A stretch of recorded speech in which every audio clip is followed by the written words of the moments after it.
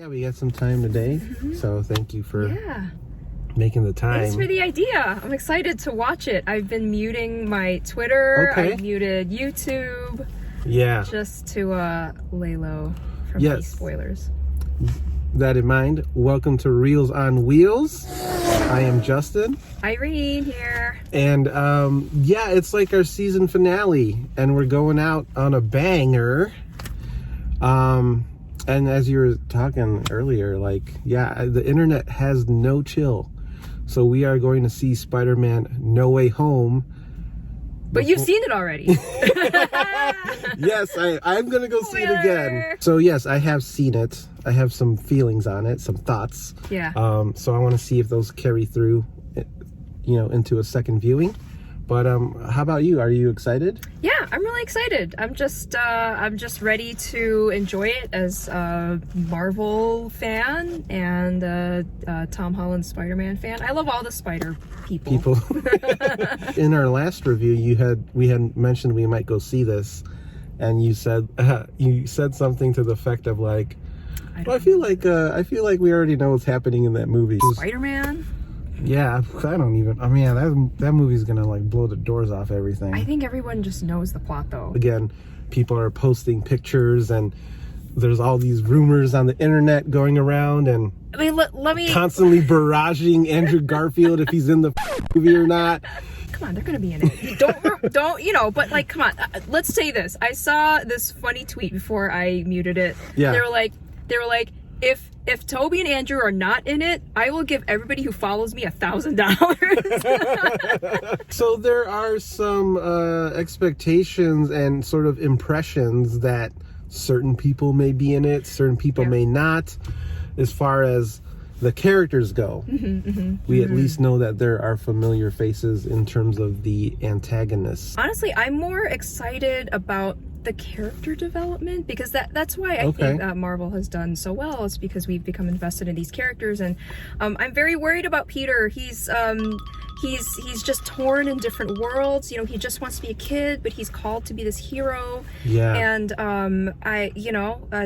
that struggle is so interesting to me, because it is. I think we can all identify with him in some part of that, right? How we're called to be something more than what we think we can do. So that interests me a great deal, and that's really where I'm invested. And I'm also interested to see how they really break open the whole multiverse thing. I know in the Disney Plus properties, we've been really introduced to the multiverse, and then now this is going to be like the big cinematic premiere of it, and we got a little bit from Shang-Chi, so and WandaVision, and it seems like it's a culmination of things cracking. But yeah, that's a very interesting point. Like with the Tom Holland Spider-Mans, I felt like they leaned into that through line of like a coming of age type of story. You know, heavy influences from John Hughes films, and I saw an interview with Tom Holland. I think it was Hot Ones. I saw that. Yes. Did you like kind of geek out when he said that his intention for this take of Peter Parker was to be this generation's sort of Marty McFly? I was impressed. Were you taken aback? Wow, that is like a high bar. For him to name him as his like inspiration for the role. I could see it. And when you I don't know about you, but I did do like a deep dive and rewatched the first two home movies. I just saw the last one. And there are shades of completely. Like even with like him talking to Mr. Stark being his sort of Doc Brown, his mentor. I was like, man, that's such a really geeky but like very precise character to kind of be inspired by. See, that interested me because I always thought Tom Holland was just doing Tom Holland.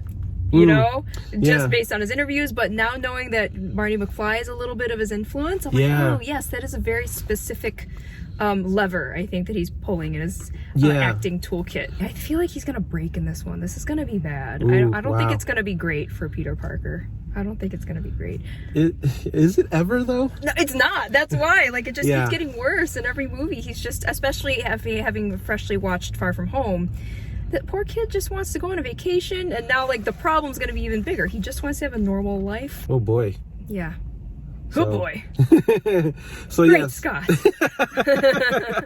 So we are hyped and amped and excited. Our Peter tingle is tingling. Don't call it Peter Tingle May. And yes, we're gonna go take in a viewing of Far From Home. No Way Home. Yeah. Yeah, there you go. You know. One of the homes. You know what we're talking Homeward about. Bound. Yes. Okay. All right. See ya. Mask it up. Oh my gosh. Okay. So we're back from seeing Spider-Man No Way Home. 2.5 hours of goodness. So what did you think? What was your impressions? It was great. It felt like a ride. You know, yeah. like a Turn the heat on. Yes. Okay. Like an amusement park, like a Universal Studio, but it's not Universal Studios. Yeah. Right. Like a ride, you know, like one of those experiential rides. Okay. Where you like sit in the thing and the stuff moves. Yeah, exactly. But there's like the screens all around you. Yeah. And then, like the obligatory appearances from all the villains. So that was your experience. Great. Yeah, I was like, okay, yeah. Oh, there's the next one. Okay, That's yeah, great. that's good. Yes. So we'll do non-spoiler to mild spoiler talk. Just because I was very inanimate about the internet not having any chill. So I would, feel remiss if But like, were there warnings? Like, what have you seen? Was anything spoiled for you before you saw it? Yeah. Via Twitter? Yeah. The apartment scene in the beginning, that was spoiled for me. I was like, wait, are they doing that? And then... Wait, now I have to remember which apartment scene. The very beginning. They have several apartments. the very beginning. Okay, Matt Murdock. Oh yeah! No, that was another... Okay, so here's the thing. Yeah. Everybody who did not shock me because of all the rumors that have I know, it sucks. But that wasn't really confirmed until you saw it. Yeah. But now it makes sense, given... Have you been watching Hawkeye? You know what? We haven't gotten to Hawkeye. Oh, shit. No, that's okay.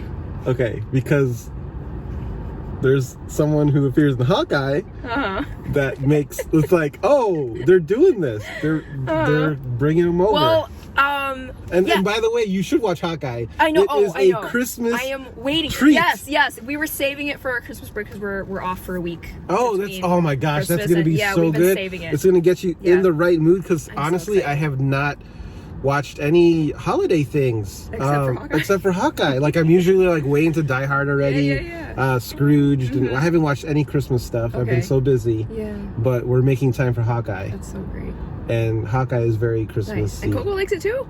She loves it. Oh, really? Okay, yeah, good. I think she ranks it right up there with WandaVision and Loki. Nice. So it's like in that top tier of the shows. Okay, good. Well, I saw that announcement. I don't know if it was an official announcement, but that Matt Murdock was like the official, like that they were. Kevin Feige said that if they move forward with Daredevil, he is the Daredevil. That he is the Marvel Universe Daredevil. And then he just showed up in No Way Home, and I was like, yeah. But then I was like, oh right, they don't know that he's Daredevil because of that little little boo thing that he had. It was like, okay, so that was a cool they don't know. They love it. So I'm gonna stick with mild spoilers, but I wanted to talk about that because that was the one thing that got ruined for me. All the other appearances and things were just assumed. It was assumed, but it's still like the way it unfolded was still like the capacity to me. and the amount. That's how they do it. The amount of screen time. Oh yeah. And everything. So I feel like everything we can talk about everything that was in the trailer. That seems fair game. So the villains and kind of how the action's unfolding. Oh my God, Willem Dafoe is so madman. Good. He's so every. You know what? You ever get those thoughts that come up in your mind, just always, occasionally, that's like a recurring thought, a recurring not daily, but like a recurring frequent thought of mine is that I'm just shocked he doesn't have an Oscar. Like that's. Willem Dafoe doesn't have an Oscar. It's wrong. He's good in everything, but he remains to be, in my opinion, the best Spider-Man villain ever put to screen. Yeah, for sure. His Green Goblin from the Raimi movies is terrifying. Like, okay, and then his iteration here, it's even more. He's a maniac. Yeah. Like, he is crazy. Yeah. And there are some really dark consequences. One of the things I got out of it too is like, man, it's really tragic to be Spider-Man. Like, you think it'd be fun swinging around, but his life sucks. Even the way they concluded it was, I knew that was the only answer. Yeah. I had figured, okay, that's how it's gonna. It was just like how to get there. Yeah. And then the lessons learned along the way, and it was just a lot of heartbreak. Right. It was a lot of heartbreak. But to your point, that was kind of what your expectation was going in. But the character itself is very tragic. Yeah. And knowing him is ultimately tragic. And that through line throughout these 3 home movies was like, this was like a big origin story. Like from Spider-Man Homecoming all the way to this, it was like, now he's fully developed. In fact, like, even it's weird because we're dancing around some stuff, like at the very end in his new place, it's like he's in the ratty place, and the character arc, you get the landlord being like, rent's due on the first, don't be late. It's like, and it like harkens back to, you know, things we've seen in other Spider-Man movies, but it's so crazy that it took us like 6 appearances for us to get to that point. And because it took because they pulled the taffy, it's like those character arcs that you're talking about coming full circle, like it hit emotionally. Yeah, a lot of emotion in this one. I was very sad and also happy because they were really giving justice to the character and the people. It's good. Is what we're saying. It was just a lot of fun. It was a lot of fun. It is a lot of fun. The first, I mean, I was obsessed with the very first Sam Raimi Spider-Man. Yeah, like, obsessed. That's my favorite one. Oh yeah, and like, you know, it was just like, and it started the whole like, it brought up the summer blockbuster. Yeah. Coming out in May 2002. Yeah, they just, the like, superhero blockbuster. Yeah, they just like established a new way of doing things, and then now that ever since then, that's you know, summer blockbuster season starts in May. Yeah, that's wild to think about. Yeah. It's been so long. Yeah, and then I had my very first like real action figure with like 16 points of articulation. No way! You know, and I brought that's like amazing. Brought it to my new college dorm. Oh, you know, really? Like, I really love Spider-Man. Oh, nice to meet you, new roomie. That's so funny.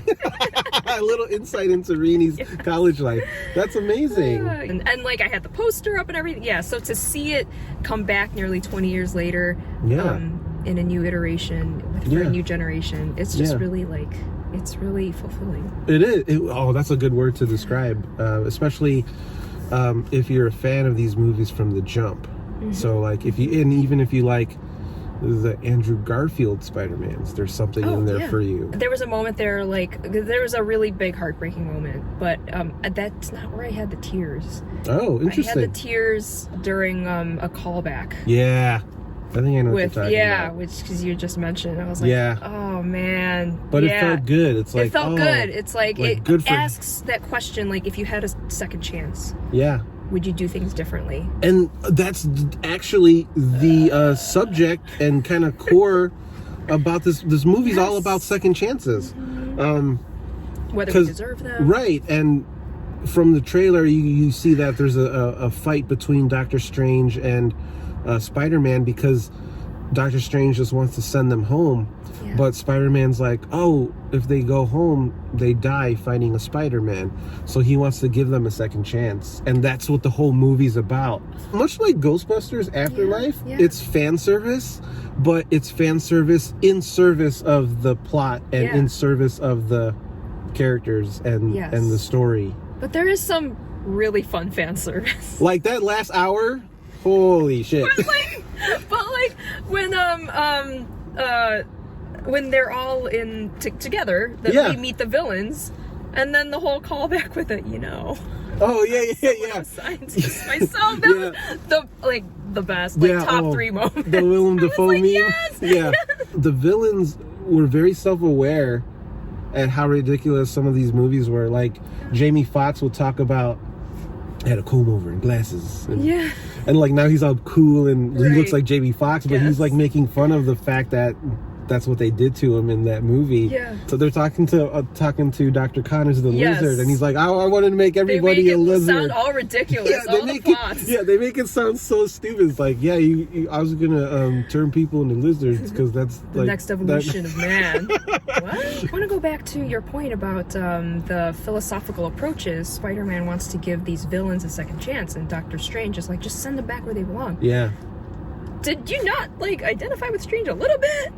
Just put him back. That's where they belong. Well, but then you also see where Peter comes from, so it's like... Yeah, and a lot of those values and core values and stuff come from Aunt May. Yeah. And I see Doctor Strange's point because, again, it's much bigger. Right. We're all in our own timeline anyway. Yeah, and it's much bigger than that laser focus of just these people. I like that Wong in the last 2 or 3 movies has become the voice of reason. Yeah. He's like, don't cast that spell. And he's also... He's technically the Sorcerer Supreme. Yeah. He, because... Strange puts it that he got blipped, so then Wong took over, and I think it's awesome that he shows up in Shang-Chi and he shows up in this. We have to talk about this. Let's do it. Minor spoiler, well, not really, but one of the coolest character moments, Ned's Lola. Oh yes, a huge highlight. Oh, I never thought I would hear Tagalog being spoken in a Marvel movie. Right, Filipinos in the MCU, hashtag that shit. It was so funny. And she had a lot of screen time. She had a lot of screen time and a lot of dialogue. And what she was saying is exactly what a Filipino grandma you would hear it? Yeah. And then oh my gosh. She doesn't like the mess in here. No, it's so funny. So that was a nice moment of levity after something tragic happened. I was like, oh my gosh, there's Filipinos in the MCU. I think a major character calls her Lola. Sorry, Lola. Yeah, oh my, it is so cool to hear that. Being Filipino American. Yeah, that felt amazing. That felt really cool. Yeah, that was really cool. Would you recommend going to see No Way Home? Oh, 1,000%. Yeah, it's such a fun ride. Yeah, this is a huge reel. It's so great. Yeah, it is a big movie. Even if you're not invested in these characters at all, it's really fun. Yeah, it's really and I think anyone watching this is probably invested, but wow, it's amazing. It's truly amazing. Hey, it is amazing. You're amazing. I want to hear you say it. It's truly amazing. I can't believe they pulled it off. This is a really good live action Spider-Man, but I still think the best Spider-Man movie for me is Into the Spider-Verse.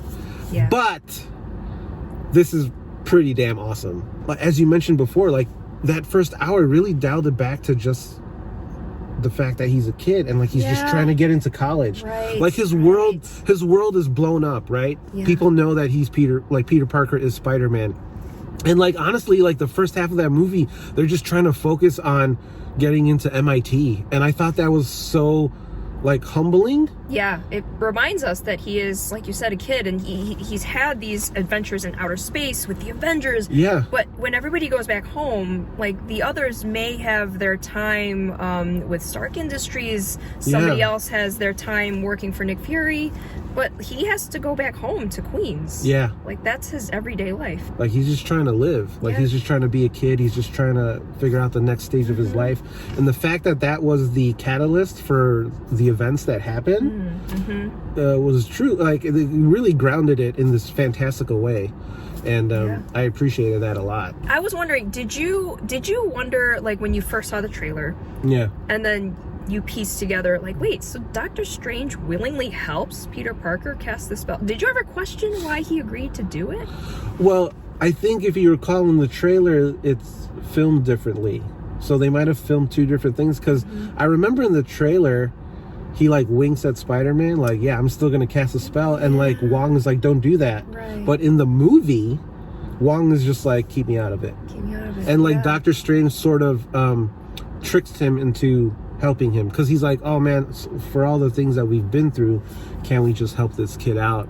And in the trailer, Wong is don't cast that spell. Right. But in the movie, Wong's sort of submits, like, okay, but just keep me out of it. So again, Marvel pulling a little switcheroo on what they show you and what's actually in the movie. I mean, talking about the trailer, like, there was a shot of all the villains in the trailer. Right. It looks very different in the actual movie. Right. It's like 3 people, and then there's like one guy like, whee! And it's like, and then the international trailer effed it up because they didn't cut right away, and you see the lizard like getting punched by something, and people are like, what is that? Yeah, so obviously Marvel's pulling their tricks, but I don't blame them. You gotta do what you gotta do. But like, who's not getting fired at Marvel? Like, who's leaking this stuff? Yeah, there's a lot. Yeah, there's so many things. Like, poor Andrew Garfield just having to deny. And I'm not saying he's in the movie, but I mean, like, the dude's trying to promote his other movie, and all these people are asking him about Spider-Man, and that's rough. That's rough. Yeah, I don't even know what the other movie is, and I've seen several interviews with him in it, talking about his. But you're like, oh, he's talking about Spider-Man. The life of a movie star. Oh no, it's hard. What he does. So hard. But yeah, it's a big reel. A big reel. So go see it. You know, be safe. Double mask. Boost. Marvel's been really killing it with these TV shows and finding a way to. Yes, that's what I'm very excited about. Like their TV properties kind of making their way into the cinematic universe. Yeah, and we get big hints and teases of that. So, wow. That was amazing. So for Reels on Wheels, I have been Justin. And Irene. Bye. Bye.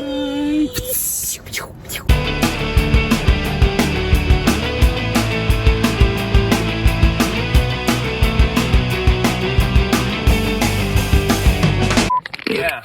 Oh, there it is. Yep. Hello.